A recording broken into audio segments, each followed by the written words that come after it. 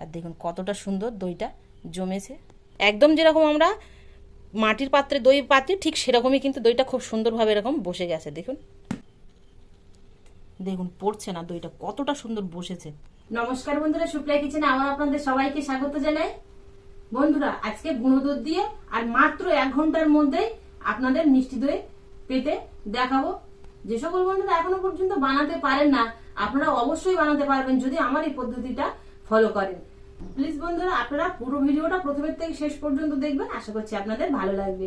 আর যে সকল বন্ধুরা ইউটিউব চ্যানেলে নতুন, প্লিজ বন্ধুরা চ্যানেলটিকে বেল আইকন সঙ্গে সাবস্ক্রাইব করবেন। আর ফেসবুক পেজ থেকে দেখলে পেজটিকে ফলো করে পাশে থাকবেন। গুঁড়ো দুধ দিয়ে দই বানাবো, সেই জন্য প্রথমে আগে আমি কিছু পরিমাণ জল গরম করে নেব। এখানে আমি একটা ছোট্ট চায়ের কাপ নিয়েছি, এই কাপের মাপ করে সব কিছু নেব। তো এই কাপের মাপ করে আমি 6 কাপ জল নেব।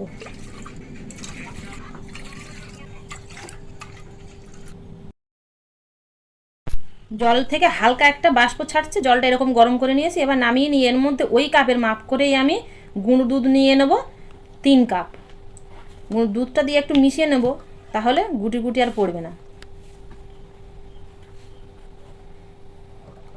পুরো দুধটা খুব ভালো করে মিশিয়ে নেব। দুধটা ভালো করে মিশিয়ে নিয়েছি, আর একদম কিন্তু এর মধ্যে গুটি গুটি ভাব নেই। দইয়ের মধ্যে একটা সুন্দর কালার আসে, দেখবেন। সেই সুন্দর কালারটা করার জন্য কড়া বসিয়ে দেবো, দিয়ে চিনির ক্যারামেল বানিয়ে নেব। ওই কাপের মাপ করে এখানে আমি 3 কাপ চিনি নিয়েছি, হাফ দেব, পুরোটা চিনি কিন্তু দেব না। এবার এটাকে ক্যারামেল করে নেব। হালকাই গলতে শুরু হয়েছে, এই অবস্থাতে খুন্তি দেবো, নইলে আবার কালো হয়ে পুড়ে গিয়ে তিতো হয়ে যাবে কিন্তু ক্যারামেলটা। কিছুক্ষণ পরে দেখুন ক্যারামেলটা রেডি হয়ে গেছে। দেখুন এর থেকে কিন্তু কালারটা আর গাঢ় করবো না। এবার আমি যে জল গরম করেছিলাম তার থেকে কিছুটা জল তুলে রেখেছিলাম, এই জল অল্প অল্প করে দেব, তাহলে দেখবেন আর দলা পড়বে না ক্যারামেলটা। দেখুন খুব সুন্দর কিন্তু গলে গেছে, জলের সঙ্গে মিশেও গেছে, আর মানে ক্যারামেলের মধ্যে দলা পড়েনি। এবার এর মধ্যে গুলে রাখা দুধটা দিয়ে দেবো। দুধটা দিয়ে ফুটিয়ে নেব খানিকক্ষণ। আর যতটা দুধ আছে এতটা কিন্তু থাকবে না।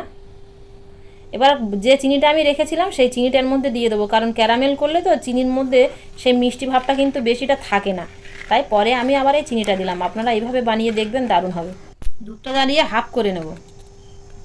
দুধটা জ্বালাতে জ্বালাতে দেখুন কালারটা কত সুন্দর এসছে, আর বেশ এরকম গাঢ় করে নিয়েছি আমি। আমি দইটা একটু গাঢ় করে নেবো, কারণ আমরা যখন মাটির পাত্রে দই বসাই, মাটির পাত্রটা কিন্তু শুকনো থাকে। এবার দইটা যখন আমরা বসাই তখন কি হয়, ওই সেই শুকনো পাত্রটা তখন দইয়ের মধ্যে যতটুকু জল থাকে সেই জলটুকু টেনে নেয়। কিন্তু স্টিলের পাত্রে বসাবো, সেই জন্য কিন্তু সেই জলটা টানবে না। সেই জন্য হালকা পরিমাণ, মানে মাটির পাত্রে যতটা পরিমাণ হালকা থাকে ততটা হালকা রাখবো না, তার থেকে একটু গাঢ় করব আমি দুধটা। দুধটা ঠিক কতটা গাঢ় করে নিয়েছে আপনাদের দেখাচ্ছি। খুন্তি দিয়ে তুলে এরকম ছাড়লে দেখবেন খুন্তির গায়ে এরকম একটা স্পট পড়ে থাকবে, এরকম ঘন রেখে নামিয়ে নেব। এবার এ সাইডে আমি ছাঁকনিতে টক দই জল ঝরাতে দিয়েছিলাম, জলটা দেখুন ঝরে নিচে পড়ে গেছে, আর টক দইটা ওপরে থেকে গেছে। এবার একটা পাত্রের মধ্যে টক দইটা নিয়ে খুব ভালো করে কিন্তু টক দইটা ফাটাতে হবে। দেখবেন কিছুক্ষণ ফাটানোর পরে ঠিক এরকম একটা ক্রিমের মতো ভাব চলে আসবে দইটা। এবার যে বাটিতে আমি দইটা বসাবো সেই বাটিতে এই টক দই কিছুটা এরকম হাতের সাহায্যে একটু লাগিয়ে নেব।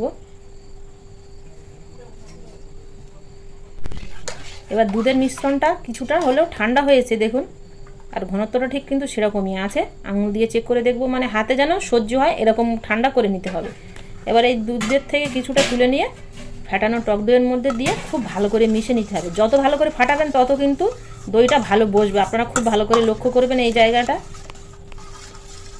দেখবেন এরকম খুব সুন্দর কিন্তু টক দইয়ের সাথে দইটা মিশে যাবে খানিকক্ষণ ফাটালে।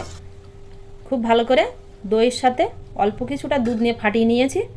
এবার এই দুধটা পুরোটা দুধের মধ্যে আমি ঢেলে দেব, দিয়ে এবার এটাকে খুব ভালো করে এক সাইডে দিয়ে ঘুরিয়ে ঘুরিয়ে মিশিয়ে নিতে হবে।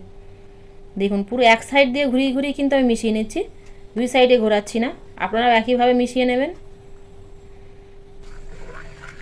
পুরো মিশে গেছে, আপনারা আর বুঝতেই পারবেন না যে টক দই আর এই দইয়ের মিশ্রণ আলাদা আছে কিনা। এবার যে পাত্রে আমি দইটা বসাবো সেই পাত্রে ঢেলে নেব।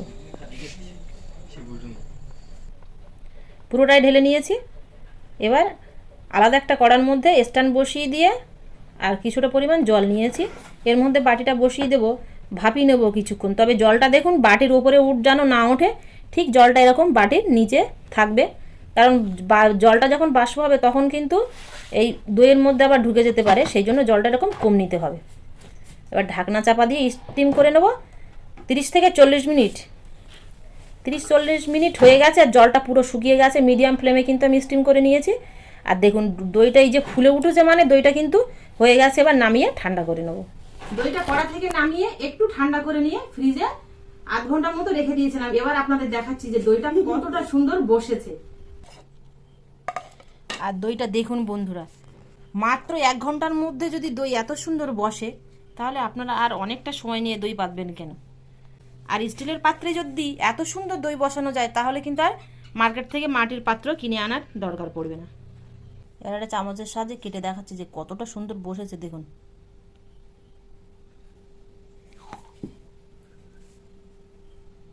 দেখুন বন্ধুরা কতটা সুন্দর বসেছে। আমি এক হাত দিয়ে কাটছি, সেই জন্য বাটি সমেত কিন্তু উঠে আসলো। দেখুন পড়ছে না, দইটা কতটা সুন্দর বসেছে। দেখুন এরকম খুব সুন্দর বসেছে। এখন 2 হাত দিয়ে আমি কিন্তু কেটে নিলাম। আর দেখুন কতটা সুন্দর দইটা জমেছে।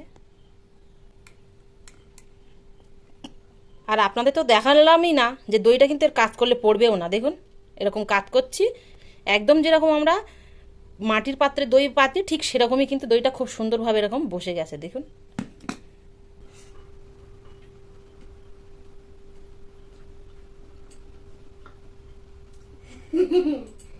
কি বলবো বন্ধুরা, দইটা এতটা টেস্টি হয়েছে।